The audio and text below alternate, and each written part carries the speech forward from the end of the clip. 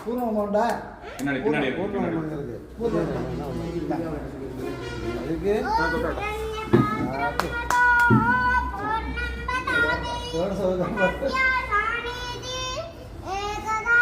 நீங்க பாருங்க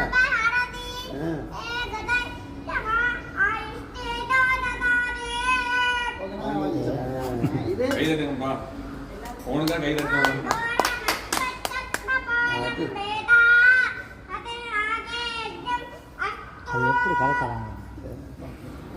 கவனிக்கிறா இது உண்டா வாய்ஸ் காகம்